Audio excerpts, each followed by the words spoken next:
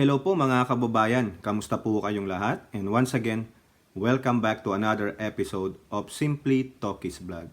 So ang pag-uusapan natin mga kababayan ay ito pong kaganapan dyan sa Region 11. So siguro lahat naman kayo kung ano nang meron dyan sa Region 11. Ano ba yung Region 11 sa atin? No? Yan po yung Davao Region. Hindi po Davao City. Davao Region. It comprises of 5 provinces, namely Davao de Oro, Davao del Norte, Davao del Sur, Davao Oriental, and Davao Occidental. At alam nyo na rin po siguro, ang kaganapan dyan, ang misery and tragic na nangyayari dyan. No? Ang matinding pagbaha, pagguho ng lupa, yung mga mudslide, no? Dahil nga kalbo ang ilang parte ng bundok. Yung tubig baha ay abot hanggang bubong at ilan na nga po ang nangamatay at ilang pamilya ang na-displace sa kanilang mga tahanan. Na-interrupt po ang kanilang pamumuhay gawa ng matinding pag-ulan, yung tropical, parang tropical depression. Hindi naman talaga totoong bagyong-bagyo. No? At isa rin, meron din pong gumuluntang sa atin na isang event dyan sa mismong Davao City. Naalala nyo yung infamy? Infamy, no? Infamy na ginawa ng mag-aamang Duterte. Yung tatay, pinagmumura at inakusahan ang ating presidente na bangag. Yun namang isang lalaki na may 51 billion kung ano-anong pinagsasabi. At ganun din yung kupal na mayor ng Davao City, no?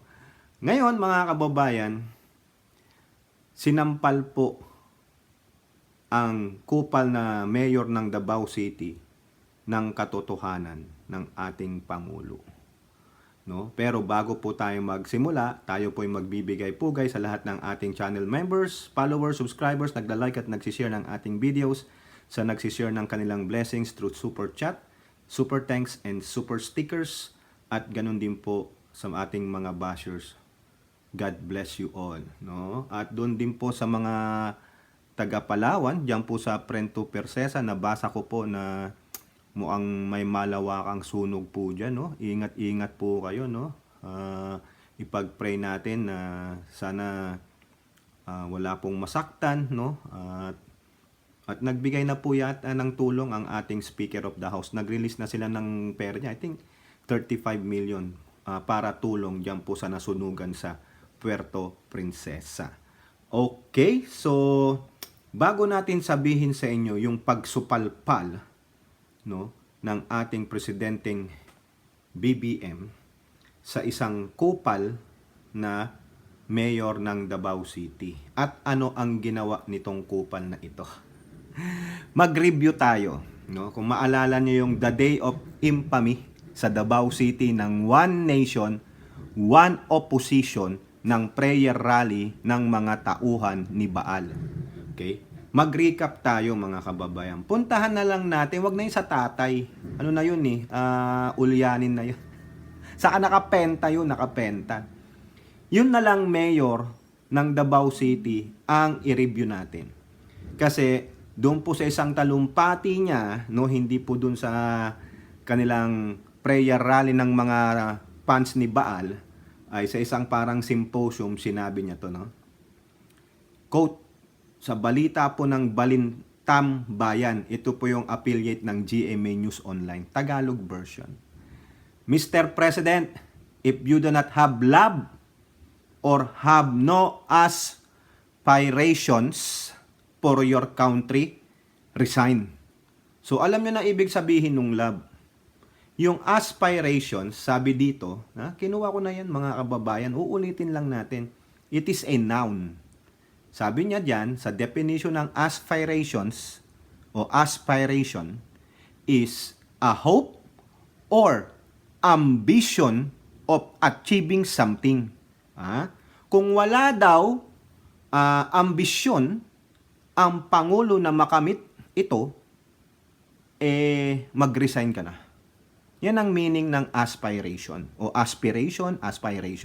So, okay. So, dalawa yun, ha? Love and aspiration. Okay? Meron pa siyang sinabi dyan. Dinuktungan niya pa.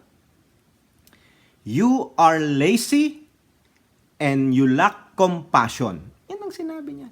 Tamad ka at wala kang compassion. Sa Tagalog, hindi ka naaawa. Hindi ka nakakaramdam ng awa. Di ba? All these things that he is causing is oppressing the people. Ang galing ano? Yun daw katamaran niya at walang awa ay nagkukos ng pagpapahirap, pag-o-oppress sa mga tao. So there, he is putting politics first, their self-preservation of their political lives. They are not doing their jobs first. Ayun! Pinatutungkulan niya, ang Pangulo daw, inuuna pa yung politika sa pamamagitan ng charter change. Nasaan ang ebidensya mo na ang Pangulo ay siyang talagang nagsisimula nitong chacha or yung People's Initiative? Di po ba? Naintindihan mo ba yung gustong mangyari ng Pangulo? Alam mo ba? Nagtanong-tanong ka ba? Ano ba talaga ang gustong gawin ng Pangulo? Can you remind this freaking idiot, the mayor of City of Davao? Ha? Yung Davao City Mayor. Can you remind this freaking idiot? Pwede ba maghanap ka ng magaling na researcher o advisor? O kaya tagasulat ng speech mo, mukha ka kasing kupal, mukhang wala kang alam. Di ba? Ano ang gusto nilang gawin? Economic provision. Because pag nabago yung nandoon sa economic provision sa ating konstitusyon sa Article 12, baka hindi mo alam yon, mayor ka, di ba? Ang potential na investment ng pagninegosyo, no? Mostly ng mga foreign investor sa bansa ay dadagsa. Hindi na sila yung, teka muna, mukhang palugi tayo. Mukhang mababangkrap tayo kasi disadvantage sa atin. Sa dami ba naman na nakuwang pledges ng Pangulong BBM, ng Pangulo namin na pinagre-resign mong kupal ka, ha? Mababaliwala. Kasi sa higpit ng economic provision na nakasulat sa Constitution, alam mo ba yun? O hindi mo alam? Kasi bakit? Sino ba kalabaw mo? Di ba? Sinong kalabaw niyan, mga kababayan? Sino? Nagsalita siya nang hindi niya alam ang pinagsasabi niya? Ha? Di ba? Eto pa. May simple pa siyang pasaring sa ating Pangulo. Mukhang pinagbantaan niya po ang Pangulo. Kasi bakit? Nung binabasa ko po ito, talagang iniintindi ko. Eto. Sabi niya, quote, just a simple message sa ating Pangulo. From now on, sabi niya. Ha? Tingnan nyo, ha? Pinaalalahanan niya ang Pangulo. No? Before you go to bed, think of the Romanovs. Think of Benito Mussolini and his wife. And think of what happened to you in 1986 and maybe you'll reconsider the direction that you are taking. Oh, yung pala yun. So, ibig sabihin, pinaalalahanan niya ang Pangulo. Think of the Romanovs. Alam nyo ba yung the Romanovs? Sila yung huling-huling mga sa Russia noon. Ha? Sila yung huling-huling naghari. The Romanovs family. Imperial dynasty yan sa Russia. 3 centuries. From 1600s to 1900s. Yun nga lang po, siguro nagsawa na yung mga tao sa kanilang ruling, sila po ay parang kinudita. Ha? At sila po ay pinagpapapatay. 11 sa kanila. Think about that. Sabi niya, think about of the Romanovs. Baka matulad ka sa kanila. Di ba?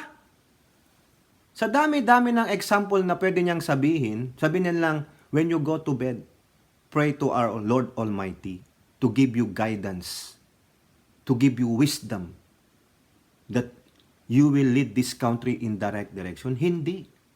Ang sinasabi niya, yung Romanov family, pinatay ng mga revolutionaries.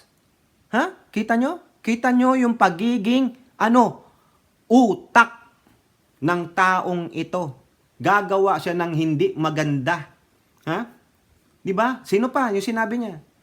Benito Mussolini and his wife. Si Benito Mussolini ay kumampi po sa Axis power sa Italy. Yung Axis power na yan consists of Germany, Italy, and Japan during the World War II. Kalaban nila yung Allied forces. Ang nangyari kay Benito Mussolini, tinegi po sila ng mga revolutionary rin. Partisan. No? Nung tapos na yung gera, malapit na. Pinatay din sila. So therefore, parang ini-insinuate mo ba, Baste Duterte, na pag natuloy tong PI, gagawin ninyo ang ginawa kay Benito Mussolini at kay the Romanovs family? At sa palagay mo ba, hindi alam yan ng aming presidente yung nangyari sa kanila noong 1986? Hindi mo alam? Parang nagbabanta ka eh. Di po ba? So saan siya nanggagaling? Dahil nga daw po, ipakukulong ng gobyernong ito sa ICC ang tatay at ate niya. Yun ang basehan mo? Gago! Parating nyo to sa kanya. No? At unawain nyo yung sinabi niya. Before you go to bed, parang nagbabanta po. Imbis na payuhan ng Pangulo na magdasal ka sa may kapal para magkaroon ka ng katiwasayan ng iyong pag-iisip, hindi po. Ang binigay niyang examples are those people or family that had been killed by the revolutionaries or their political enemies. Di po ba? Meron kang audacity na sabihin yan? Who are you? Di ba? Ayan. Ngayon, mga kababayan, walang sinabi dyan ng Pangulo. Hinayaan niya. Siguro, alam nyo naman ng Pangulong Marcos, he just take him to himself. Just like what Miss Rita Gadi said. He takes all in. No? Saka also, sanay na sila dyan sa mga ridicule, sa mga masamang salita, sa pagbabanta. Sana, Baste Duterte, kung talagang ito ay ang fate ni Pangulong BBM o the Marcoses, ang fate nila is to be killed, matagal na silang wala sa Pilipinas, patay na sila. Hindi. Still, there is still a divine intervention that is stopping that. Di po ba? Ngayon, who are you? Kaya kung ako sa kapulisan, National Security Council, bantayan nyo yung Duterte. Lalong-lalo na yung magkapatid na Duterte na yan at saka yung BP. Hindi nyo alam, maybe you are sleeping with the enemy. Di po ba? Huwag kayong tatalikod sa kanila. Di po ba? Tama, mali. Ngayon, ang tanging nagsalita dyan ay si Trillanes. Ang sabi ni Trillanes lang, sa politiko, nasa peligro ang Marcos administration. Trillanes warns versus Sara Duterte. Yan po, basahin nyo na lang kung ano laman yan. No? Totoo yan, whether in sa legislative, no? Kung maraming mga kaalyado ng mga Duterte ang mananalo, delikado ang administrasyon ni Pangulong Bongbong Marcos. They might impeach him, or better yet, alam nyo na. Diba? Kasi galit na galit itong kupal na mayor ng Davao City. Bakit ko sinasabing kupal? Kupal naman ang ugali niya eh. Hindi marunong gumalang sa presidente. Di ba? Walang pasintabi. Dinipensahan ng atin ng presidente pero binastos pa rin yung ate ng presidente. Nakaalyado nila. Pero hindi niya pala tinitreat nakakampi. Kaaway pala ang turing niya. Di ba? Ugaling sanggano. Ugaling spoiled. Isa pa. Ano pa ang sabi ni Trillanes sa mga kupal na Duterte na ito? Politiko ulit. Trillanes throws shade at Baste Duterte. Kabastusan runs in the family. Siyempre, bastos ang tatay, bastos ang mga anak, lalo na itong bunso. Di ba? Bunso eh. Di ba? The most love. Di ba? Spoiled brat yan. Di po ba? Oh, sino ngayon ang spoiled brat, ha? Pentaning. Shout out kay Manang sa Spain. Sabi niya, pentaning. Pinaghalong fentanyl at praning. Pentaning. O siyempre, ang tatay, bastos, nagmumura in public, minumura lahat ng officials, no? Eh di bastos din ang anak. It runs in the family. Di ba? Nakikita ng bata eh. Kung ano ang ginagawa ng matatanda, gagayahin ng anak, lalo na itong bastos na mayor ng Davao City. O, ayan, sabi niya, ni Trillanes. Wala nang explanation. Bastos, kabastusan, runs in the family. Tama. Wala kang mapapala dito sa kupal na to. Mas gusto niya pa ang mga incheck. Tingnan nyo, maraming larawan dyan. Mga sisterhood nga nila. Eh, siyempre, sabi nung tatay, dami kwarta nung incheck eh. Diba? Bawat salita ni Digong, malalaman ninyo, lumalabas puro pera. Wow. Ulitin natin. Yung sinasabi niyang merong kandidato dyan na adik, yung pala siya. Ang galing gumawa ng salita, no? Bilib na bilib naman kayo. Tapos sabi niya, spoiled brat kasi yan. Ha? Nag-iisang lalaki. Yung palang pinatutungkolan niya, yung anak niyang kupal na mayor ng Davao City. Nagbanta pa sa Pangulo. Before you go to bed, think of the Romanovs. Think of Benito Mussolini and his wife. And think of what happened to you in 1986. The first two had been killed. So what does it tells you mga kababayan?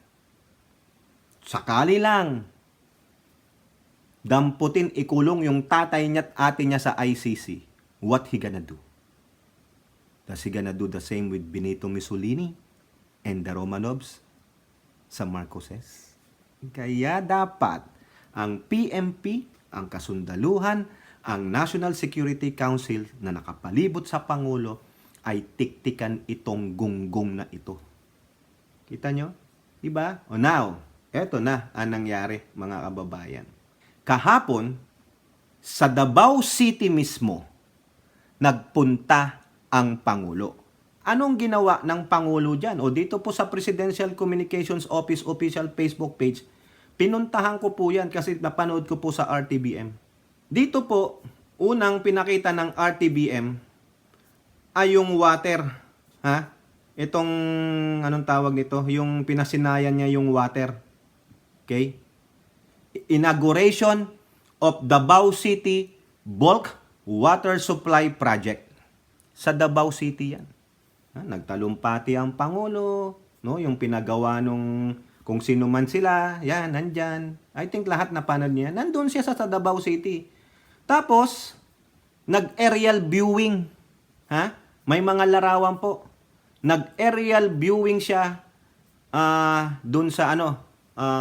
I think aerial viewing muna bago lumapag ng Davao eh. Bago nangyari yung presentation ng bulk water supply eh, sa Davao City. O sabi nyo, aerial viewing muna. Nag-aerial viewing nung damage ng ulan at pagguho ng lupa dyan sa Davao region. Mostly yata sa Davao de Oro ba yun? Ha? Ang dami na nga pong nangamatay at this place. Okay? Tapos, nandun na nga sa bulk water system, no?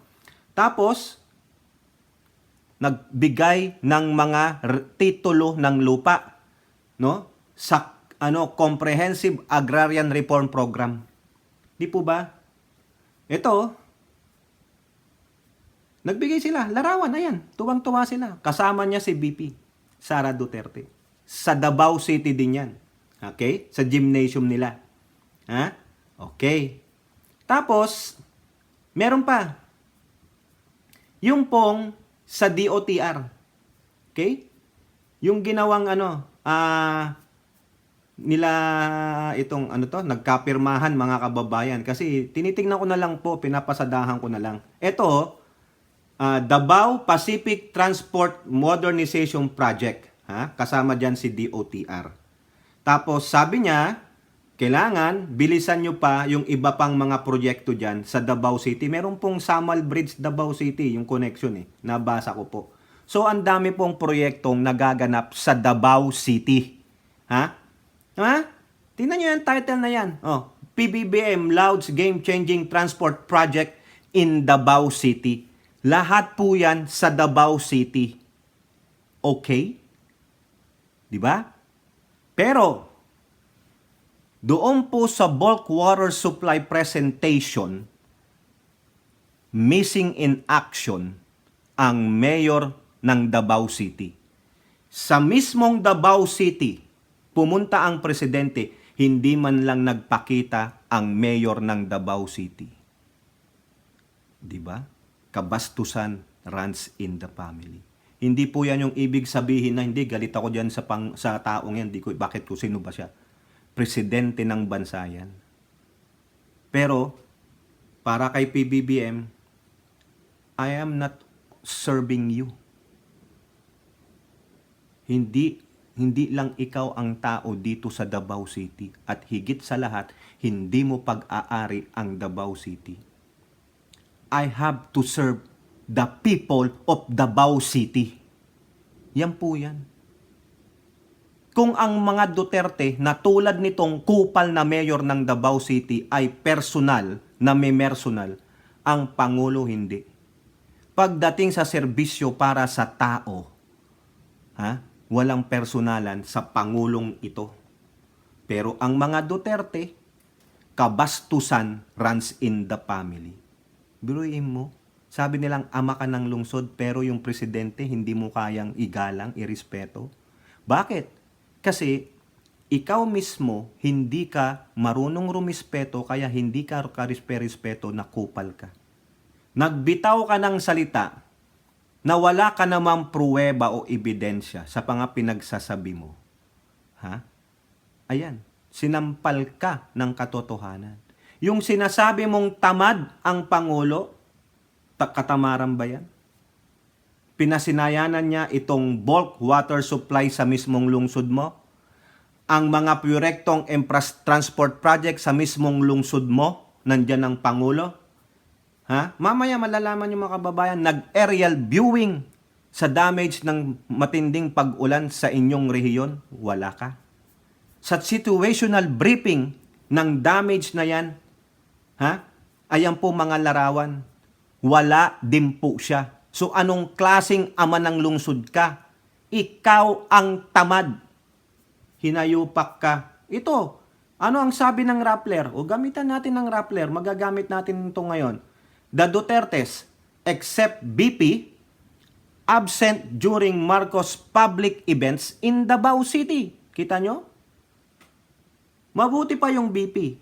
Nagpakita kahit papano doon sa land distribution title ng CARP, Comprehensive Agrarian Reform Program, ng DAR. Okay? Pero, yung mismong ama, wala. Tibo nyo, sabi dito ng Rappler, Davao City Mayor Sebastian Basti Duterte, meanwhile, was absent in all three. It is highly unusual for sitting local executive to miss an event graced by the President in their locality. Ano ibig sabihin yan? Bastos po siya. Wala siyang respeto sa presidente ng bansa. Siguro hindi niya na kinoconsider na presidente si Pangulong Bongbong Marcos. O sino presidente mo? Wala kang galang. Bakit? Wala bang ginawa ang gobyernong ito sa lungsod mo? Ang dami po mga kababayan. Nandiyan pa tinapos yung elliptical road nila. Ang ganda-ganda ng Davao. Pinasinayan niya ng presidente last year. Tapos ngayon may bulk water supply kayo. Meron kayong transport project sa Davao City. Tapos binigyan yung mga Davaoeños ng mga titulo ng kanilang lupa, pinatupad. Bakit hindi pinatupad ng tatay mo yan? Di po ba? Bastos. So therefore, hindi po siya kagalang-galang. Hindi pwedeng matawag na kagalang-galang at hindi dapat respetuhin ang kupal na ito. Di po ba? Tama mali. Inimbitahan pa siya ng DOTR. Sabi ng Rappler, an impeccable source told Rappler on condition of anonymity that Baste was invited to the DPTMP, yung pong Davao Public Transport Modernization Project event organized by the DOTR, but declined to attend without giving a reason. O bakit? Kasi sinampal po siya ng katotohanan. Sa palagay niya, nagkamali siya sa sinabi niya. Pinagre-resign mo ang Pangulo? Ano ang basis mo? Walang love, walang aspiration, tamad, walang compassion, iniisip lang ang kanilang sarili sa pamamagitan ng tsatsa at ang tatay mo ang nagpalibing sa kanyang ama? Gago, magbasa ka muna ng history. Inaprubahan ng Supreme Court bago umayo ng tatay mo. Ang Supreme Court is the highest court of the land. Inaprubahan, so therefore kailangang ipatupad ng sitting president that time. Gago. Tapos yun lang nagmamaktol ka? Ha? Ibig sabihin, utang na loob yun? O di ba may utang na loob din ng tatay mo kay Amy? Sinabi niya yan. Si Amy lang ang tumulong sa akin. O, di quits kayo, gago. Di ba? Bakit? Sino ba yung si Amy? Anak nung tatay ng pinalibing mo. Ginastusan ba ng tatay mo yung pagpapalibing kay Apo Lakay sa libingan ng mga bayani? Intindihin mo muna yung sinabi ng tatay mo. Hindi porket hindi sa hero si Apo Lakay, kundi isa siyang sundalo. O, ano ba ang criteria para mapalibing ka sa libingan ng mga bayani? Isa kang presidente, isa kang vice-presidente, isa kang sundalo. Dalawa doon na-meet ng dating Pangulong Ferdinand Edralin Marcos Sr. At ang ginawa ng tatay mo, siguro, ito, dahil malaki ang tulong ni Amy sa kanya, sa kakulitan na rin ni Amy, pinayagan. Di ba? O ngayon, anong gusto mo? Di gawin mo, hukayin mo. Hukayin mo. Di ba? Mukha kang bata dyan, inagawa ka ng lollipop, gago ka pala eh. O ngayon, hindi ka makapunta dito just to show your respect? Kasi bakit? Sampal eh. Sampal sa ego niya.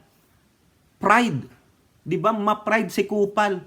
Wala siyang binigay na excuse dun sa imbitasyon ng DOTR sa kanya. Di ba? Ano excuse mo? Ano excuse mo? Di ba? Wala. Sabi niya, busy ako eh. Tang ina. Pero pagdating sa incheck, tuwang-tuwa siya. Mabilis pa siya sa alas 4, mga kababayan. Ha? Eto pa, yung sinasabi ko sa inyong aspiration, di ba dinapahin ko sa inyong aspiration o aspiration? Ha? Kung ano man yung pronunciation dyan. Ha? Dinipahin natin yung ambisyon na gusto mong matupad.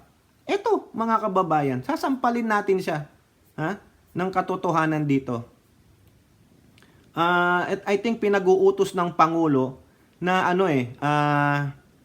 yung hanapan ng parang partners yung gagawa nung transport project na yon, yung parang railway sa Davao City konektado sa isang city, eto pa ang sinasabi niya aspiration makinig ka, kupal na mayor ng Davao City. Ayan walang magugutom sa bagong Pilipinas. That's an aspiration. That's an ambition. Baka hindi mo alam yung ibig sabihin ng aspiration, binasa mo lang yan. Sinaulo mo, gago ka pala eh. Di po ba? Matutupad yung aspiration na yan o ambition na yan, eto, basahin natin. Buti pa tong BARM. No? Saludo po sa BARM. No? Kayo po dyan mga kababayan nating Muslim. No? Sa pamahalaan po ng BARM. Sinabi ko na yan dati. 6 na provinces na po yan. Diyan po sa western part ng Mindanao.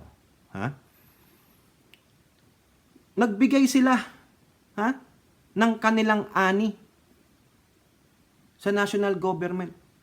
Ito, ibinahagi ni Member of Parliament, Attorney Suharto Ambolodto ng Bangsamoro Transition Authority ang mga tagumpay sa sektor ng agrikultura sa ilalim ng Bagong Pilipinas.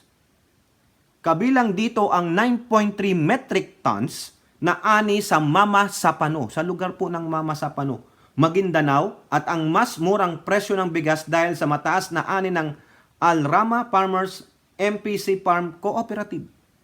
Nakita mo? Kaya nga sinabi ng Pangulo, walang magugutom sa Bagong Pilipinas. That's an aspiration. That's the love for our fellow Filipinos. So sinampal ka. Kaya hindi ka nga makapunta dyan sa 3 event na naganap sa inyong mismong lungsod. Kupal ka. Ha? Di ba? Ano pa?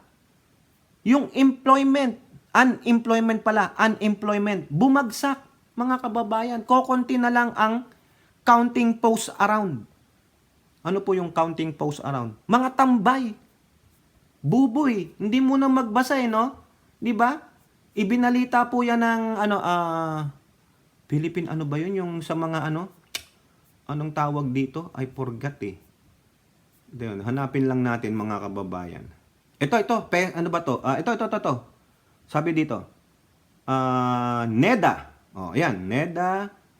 PSA. Philippine Statistics Authority. Ha? Ito, basahin natin.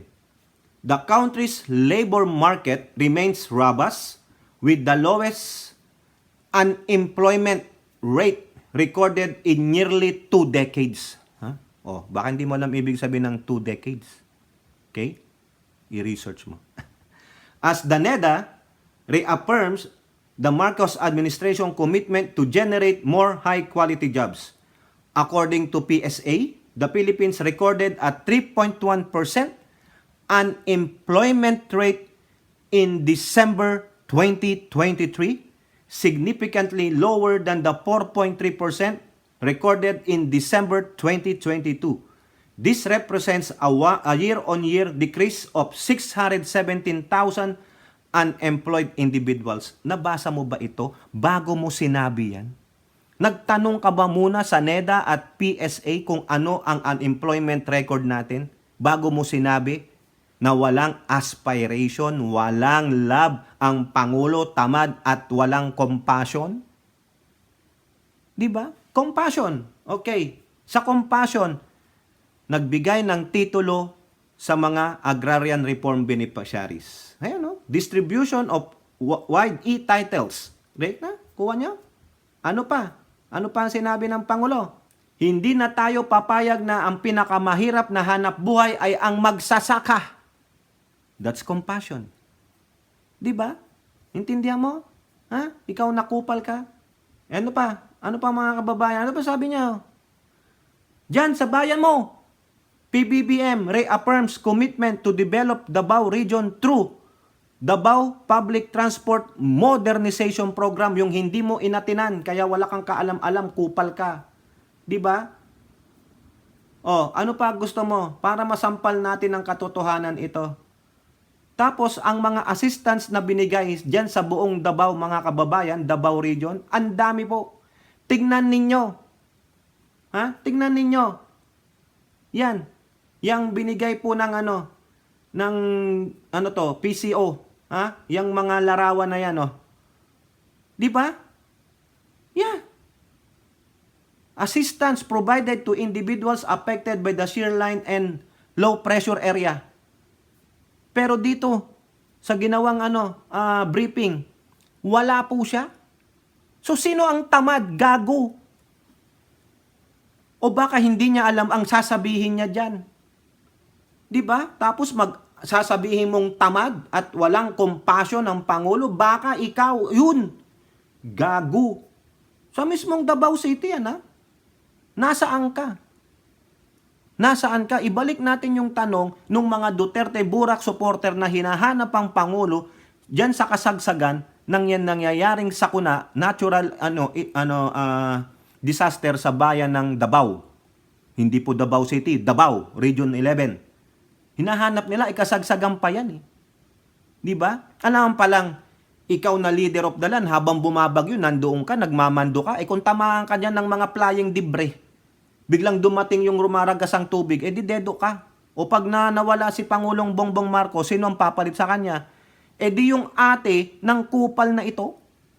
Kaya pala pinagre-resign niya kasi sino ang uupo? Line of succession? Yung ate niya. O tiba-tiba na naman sila. Baka may 51 billion na naman ang Davao City. Di ba mga kababayan? O yung buko lumulutang ng ganyan. Para na akong si Astro Boy. Di ba? Kumukulot ang buhok ko dito. Putak. Inang mayor ng Davao City. Kala ko matapang. O bakit hindi ka humarap dyan? Sabi niya, hindi naman ako plastic. Hindi ka plastic. Sapul ka ng katotohanan. Dahil despite of the ridicule, despite of masasamang salita na sinabi mo sa presidente, ang presidente lumapag pa sa iyong bayan. O sinong matapang ngayon? Sino? Di ba? Tapos sinasabi ng kapatid mong si Polong, kawawa ang mga Dabawenyos bumoto kay Ferdinand Marcos Jr.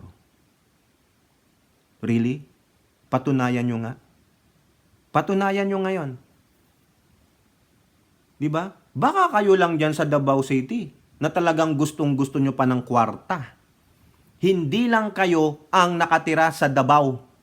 5 probinsya ang binanggit natin that comprises the Davao region, Region 11.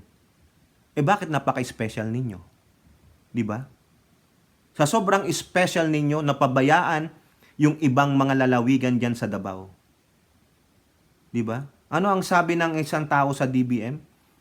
Yung Department of Budget and Management, yung sa 51 billion ng itong Pulong Duterte na ito? Dahil sa kasibaan mo sa pera, yung dapat na mga perang nakalaan sa ibang proyekto ng gobyerno that time, so ibang mga probinsya, ipinunta sa pondo mo. Gago. Di ba? Yabang-yabang yung magsalita eh. Kayo pala ang bangag eh. Di ba? Kayo ang spoiled. Di ba? Kaya totoo rin ang sinabi nung tatay nilang si Pentaning. May baggage ang Pangulo. Si Marcos may baggage yan. Bakit? Kasi kayo ang baggage ng Pangulo. Dahil sa inyo, natitira ang Pangulo. Dahil sa inyo, tinitira ng mga supporter ninyo ang Pangulo. Ano yon? ICC, CIF ni Tamilmil, 51 billion, lahat na lang ikinokonek ninyo sa Pangulo. Di po ba? Sinasabi nyong Unitem, protektahan si Sara. Dati akala ko ba protektahan ng Pangulong Marcos? Ano nangyari? Nabaliktad? Di ba? Kayo, mga Duterte at Burak supporter, kayo ang baggage ng Pangulo. Hindi yung baggage ng Pangulo ay yung pinagdaanan ng pamilya niya. Kasi yan nasa korte na. Di ba? Lumalakad yan. Kayo ang kasalukuyang baggage ng Pangulo. Kayo ang nanggugulo. Dahil sa Duterte, kasi feeling nila ng mga Burak supporter na si Duterte lamang makakapagligtas sa Pilipinas, mga gonggong, wala nga kayong statement sa West Philippine Sea. Habang kayo ay nagkakagugulo dyan sa mga Duterte sa akusasyon nyo sa Pangulo, pinagre-resign nyo, ang mga inchik, tuwang-tuwa. Tuwang-tuwa sila. Kasi nawawala ang usapan sa West Philippine Sea. Na andun tayo sa ating internal. Dapat doon tayo nakapokus. Nandiyan pa ang tsa-tsa. Sinimulan nyo yan. Di ba? The Bawenyos are not for sale. Really? Really?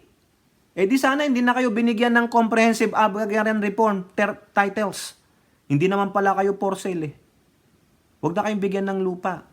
Di ba? At kung hindi kayo for sale, bakit may mga doon pumunta na mga ganito sa hearing? Di ba kayo lang yan nagsasalita sa Davao City? It's not the whole sentiment of the Dabawenyos. Pero dinadamay nyo ang Dabawenyos. Bakit? Naghahanap kayo ng awa. Mga kupal kayo. Lalo na itong duwagers na ito, wala talagang bayag. Buti pa si Trillanes, may isang bayag. Ito, wala talaga. Biruin mo pinuntahan siya doon. 3 event, wala. Ni Anino niya, wala. Ni Yapak niya, wala. Nagtago. Ano dahilan niya? Wala. Inimbita siya ng DOTR doon sa event na yun. Wala. Walang binigay na rason. Sabi ng Rappler yun. Baka naman may ginagawa. Di ba? Yung baste, tanggalan nyo ng S sa gitna. Ano ginagawa? Hindi ko po pwede sabihin dito yon. Kayo lang nag-iisip noon, di ba? Baka naman,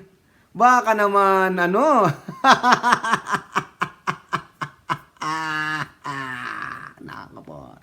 Baka naman, tingnan nyo. Di ba? Ngayon, Sino ang missing in action? Sino ang sinampal ng katotohanan? 'Di ba? Sino ang bastos? Sino ang walang respeto? At sino ang bagahe ng Pangulo? 'Di ba? Tama, mali. O kayo po, ano pong inyong masasabi? Comment down below and don't forget to like and share. Hope to see you on our next videos. Bye-bye. God bless.